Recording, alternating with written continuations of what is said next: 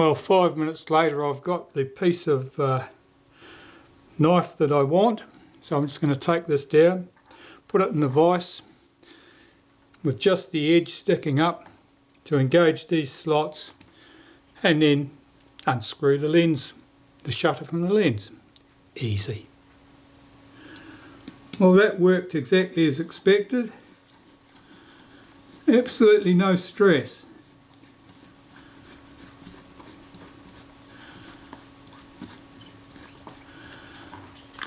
And if your 12-piece place setting has now only got 11 places, well, I won't be telling anybody about it. There's the lens, we remove that. And I can go back to getting this retainer ring off the front of the shutter. I should be able to remove this front in one piece.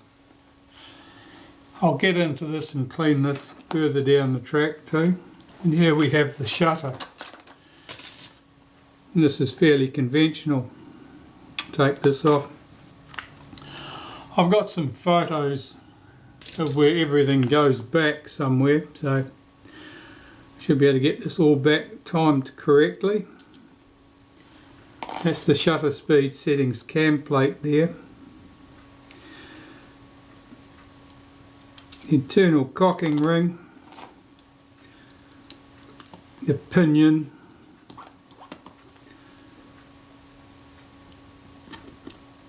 just cock this, it wouldn't release at all before.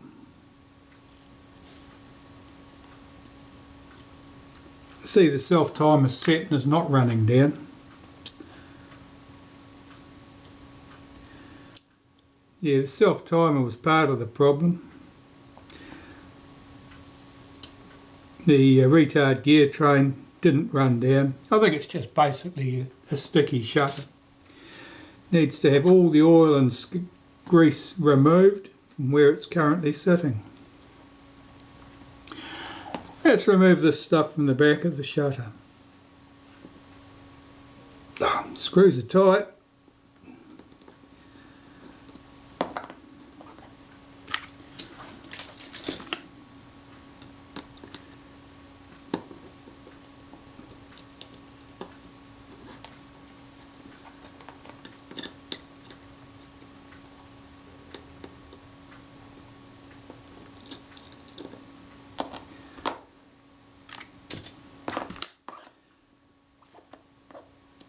If you're looking for a fixed lens 35mm rangefinder camera, this would be a good choice, I think. Excuse me. It's a nice wee camera. That screw's pretty much tucked under that lever. Right, that's our aperture setting lever. The flash sync self timer setting lever. What's this one set?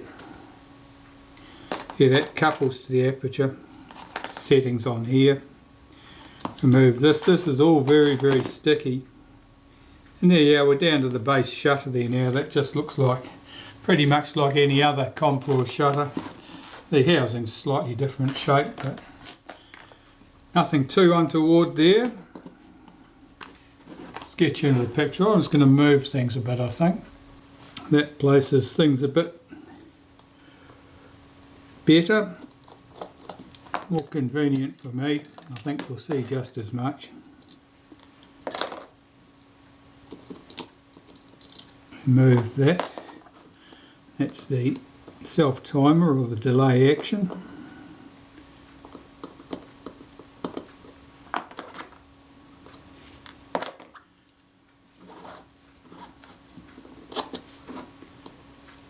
Let's just take the main spring off there. That's very tired. That's the main drive spring for the shutter, and it's quite tired, relaxed looking. It's wouldn't work well, particularly if the shutter's getting a bit sticky. Probably be fine once it's serviced. In an ideal world that would be replaced with a brand new one. Of course, brand new shutter springs are pretty hard to come by these days, now that everything's 60 plus years old.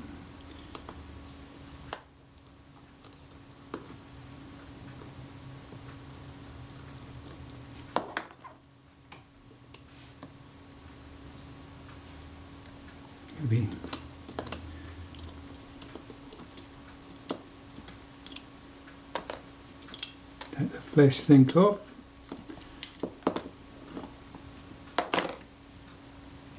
And I want that spring off.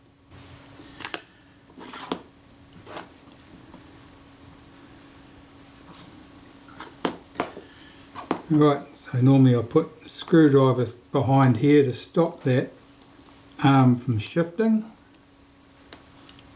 Now I can stretch the spring out and unhook it without having to stretch it for miles because the lever moves with it. Take that off. Take that pallet wheel off. The B lever can come off. The retaining spring for the B lever has a single spring on it which acts on the B lever and also acts on the settings lever for the flash sink speed.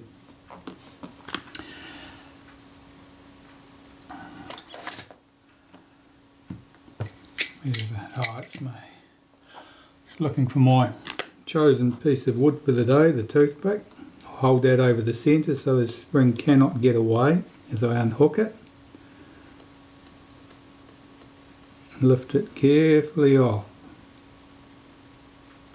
Put it to one side.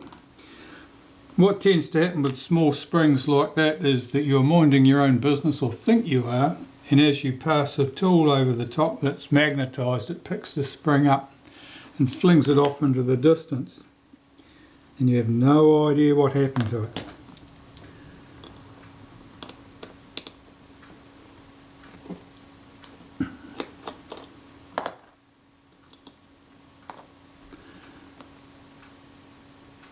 So far so good. What's this like? Just checking the action of this. See how stiff it is here. It's very sticky and you can see it sort of oozes back into position instead of snapping back into position. It just oozes back slowly. It's just oiled up.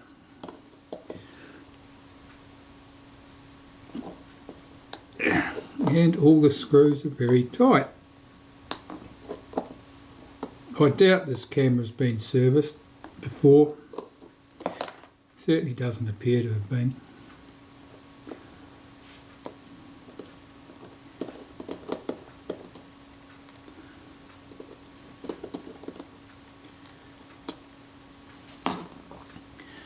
Right, so there we have our mechanism plate. This is a two-piece arrangement, I see, like a reflex shutter. It's got an extra plate on here. And here's the shutter case with the diaphragm blades in it. We'll just check. See, they open and close quite smoothly. There's no excessive drag there, so I'm sure they'll benefit from a cleaning, but they are not in any way causing a problem.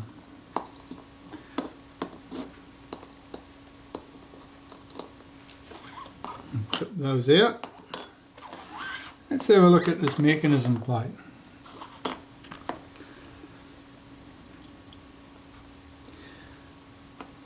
So the blades start number 1, 2, 3, 4, 5 in the traditional fashion. They're sitting up on this separator plate, which is an arrangement that's common. The Retina Reflex did that. I'm not sure why they chose to do it with this particular shutter. Doesn't matter.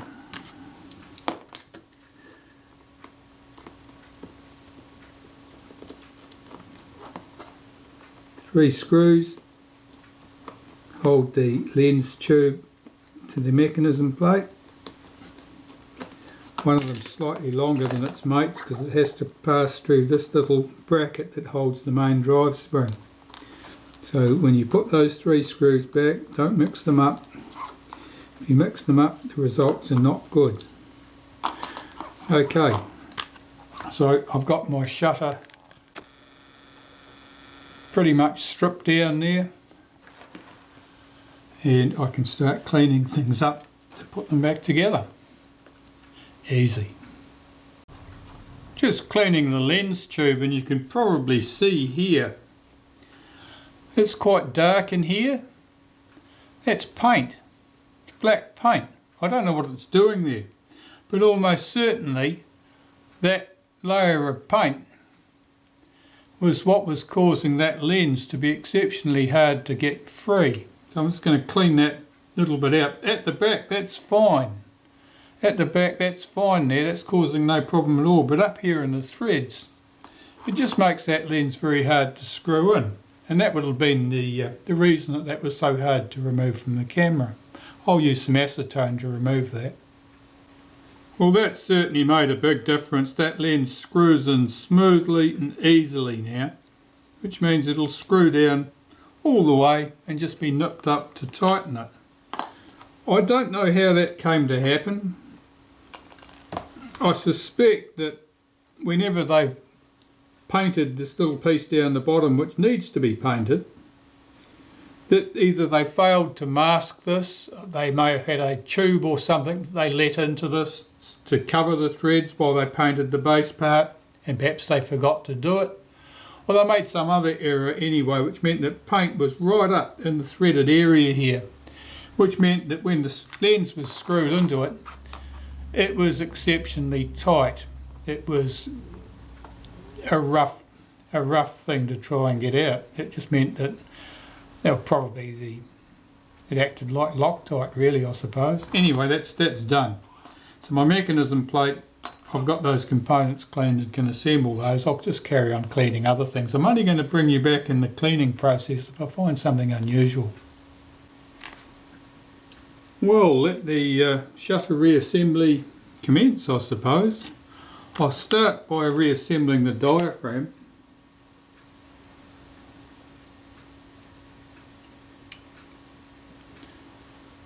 These diaphragm blades are certainly noticeably different than normal. The blades, where the rivets are placed, that's recessed into the blade. The blade has been knocked down at that point, so the riveting looks to be done neater than I'm used to seeing it done.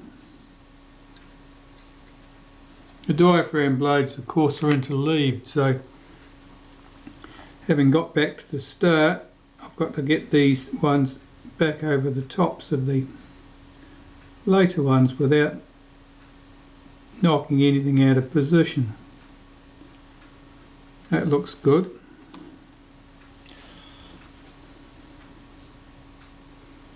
Now here's the setting lever plate. I've got to decide exactly how that goes on here, to tell the truth, because I haven't really taken a lot of notice. So I'm just looking at the housing. I know the housing goes that way up because there's a locating pin here, and the slot's over there, so yes, it must go how?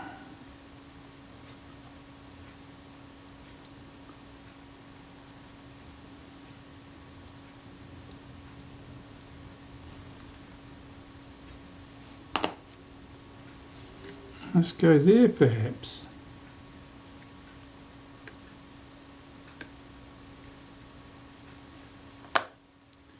Let's try that.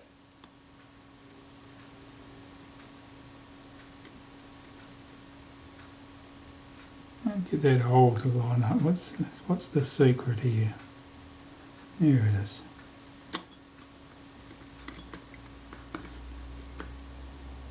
No. That doesn't line up. Let's swing that in a bit.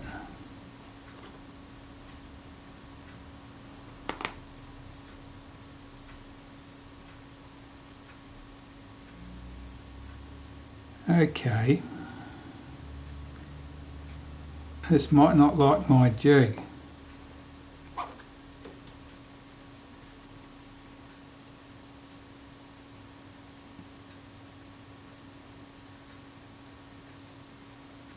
That's definitely got to go on the other way up.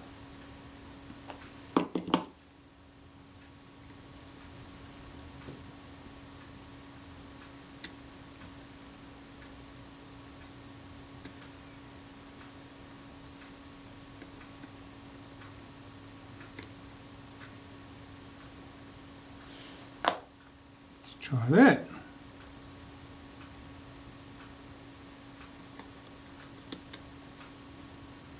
That looks doable.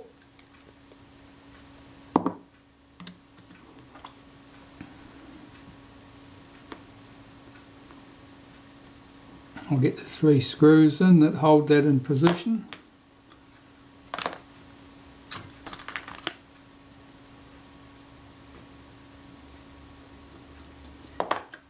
And what that means is that the aperture setting lever swings in the opposite direction than it commonly does with the likes of synchro compours and the Retina 3 seasons related trades. We'll just find out.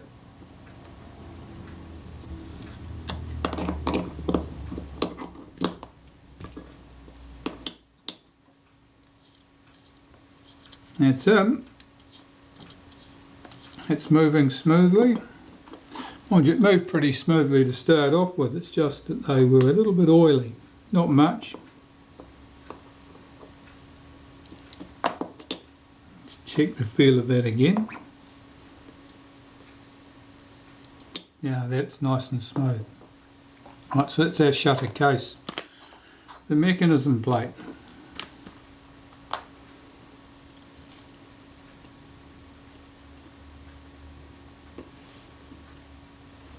The blade actuating ring here, the pins on it are longer than normal because they have to extend down through that loose plate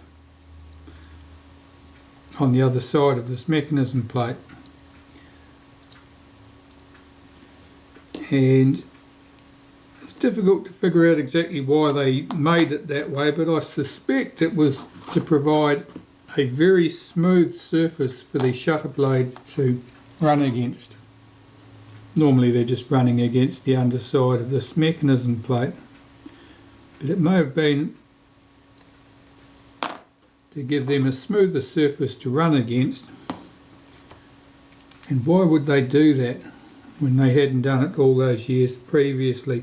The only thing that comes to mind is that they may have felt a pressing need to get the shutter to actually perform at its rated speed, because although the shutter speed dials show a 500th of a second as the top speed, it is that was possibly never achieved. I think a clean and well lubricated example with a new main spring is probably not capable of achieving much better than a 1/400th of a second speed, which is handily just on the limit of their 20% tolerance that they had.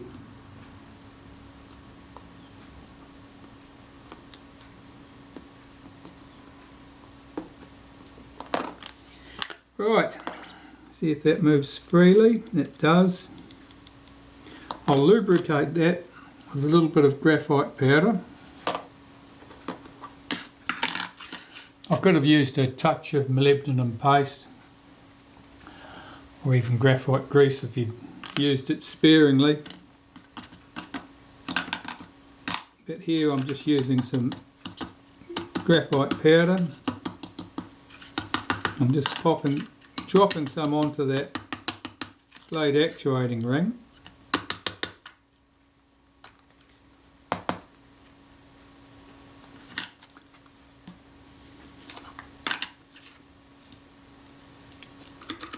And I'll work that backwards and forwards.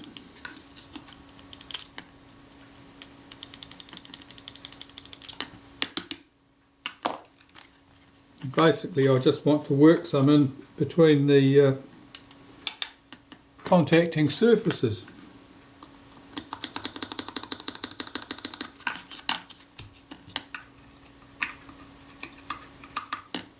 One of the advantages of using graphite powder compared with using a fluid lubricant or semi-fluid like a grease is that dust and grit's not attracted to graphite powder. I'll just blow this out and come back. I'll just check I've got this in the blades open position. I do. Let's give that surface a wipe.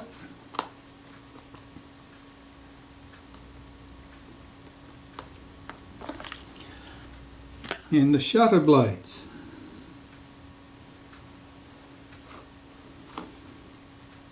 Oh, we want that plate first, don't we?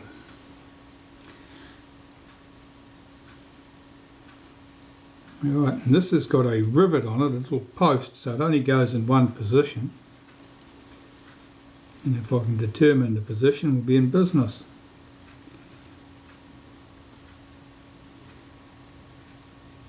It's got two rivets, it's got two rivets, okay. And the rivets are there and there by the looks of it. And handily this hole is exposed, so I know I've got it the right side up.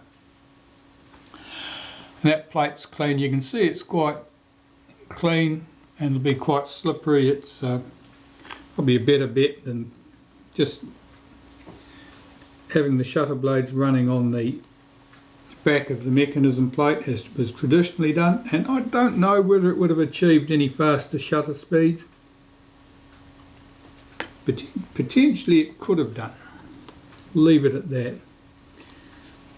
Given the look of that shiny metal plate, I would think that any oil contamination at all, and it would have been worse than the just having the surface of the mechanism plate.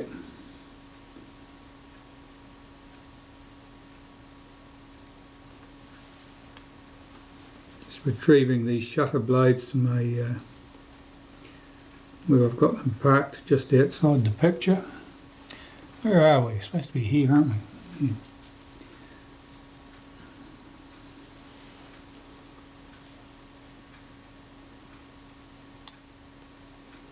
Alright, that's all our blades in position. And the shutter case can go on. It only goes on in one position. And I happen to know it goes on here.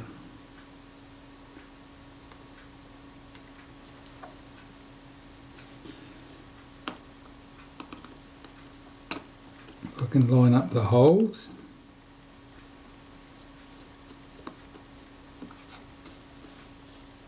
Now I'm out slightly. So there. That's it. Get the 3 case screws in.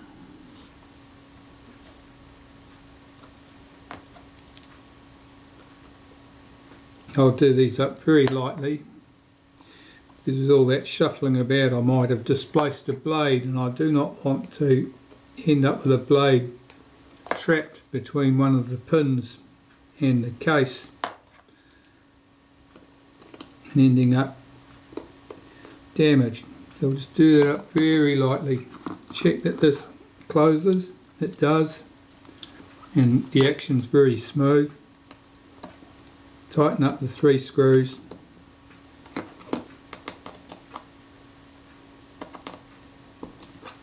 And check again.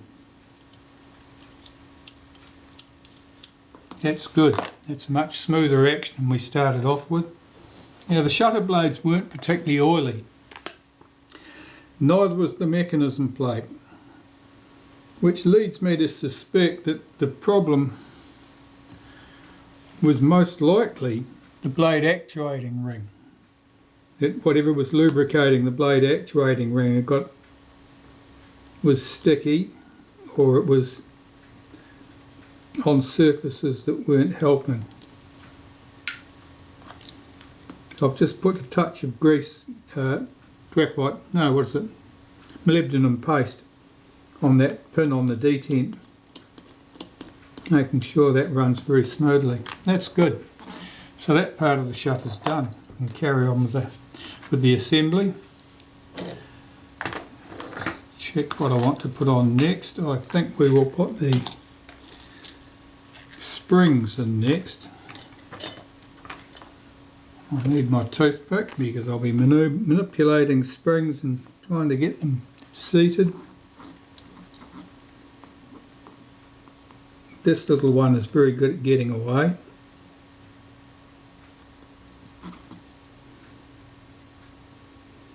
So I'll hold the toothpick over the centre of that post so that the spring cannot jump off into the distance, and that's in position. Checking that the two levers are sprung loaded, that's working correctly. The B lever can go on next. I'll hold that back and move this into the blade's open position. That allows the B lever to drop down all the way towards the centre. Makes it easier to get the spring in place.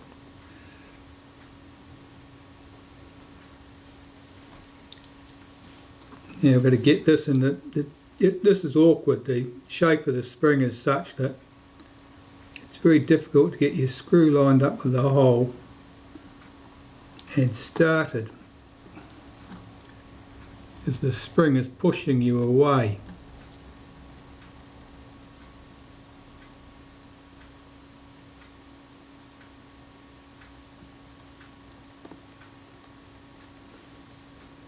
Or nearly.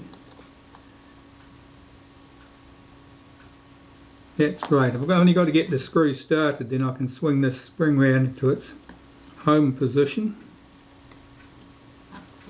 Lift the tail of it over the B lever, and it acts to push the B lever towards the centre. That's sitting in position. Do that screw up lightly. Check that that lever moves correctly. It does.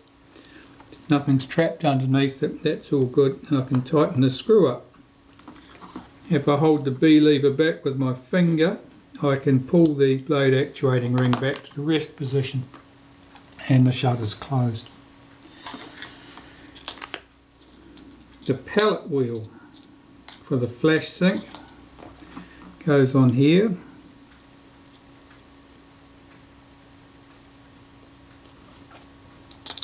And the sector gear on the arm that drives the pellet wheel, I'll just put a touch of molybdenum paste on the end of that,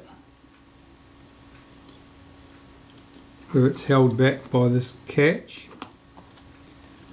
Drop that down, swing that round, and the spring to drive that lever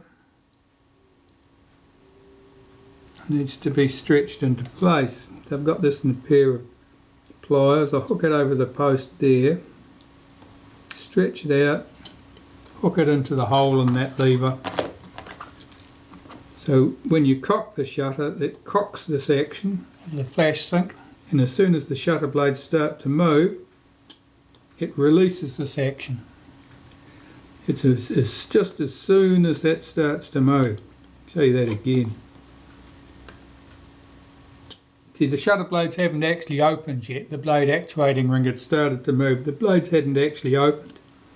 This mechanism runs down, and that will allow the action to complete.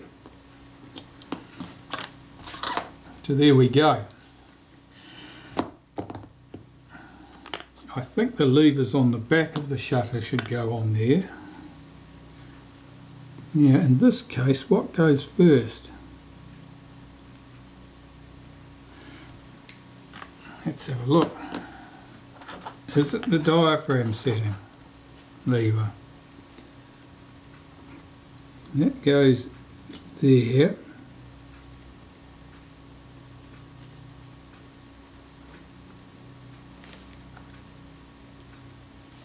Now that goes on second.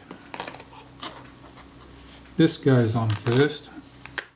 This is the setting lever for the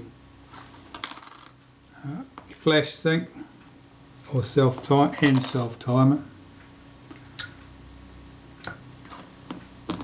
I'll just put a touch of molybdenum paste on that detent there.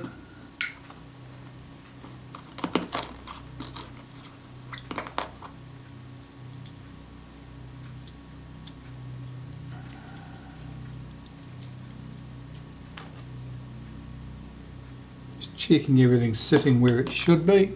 That's good.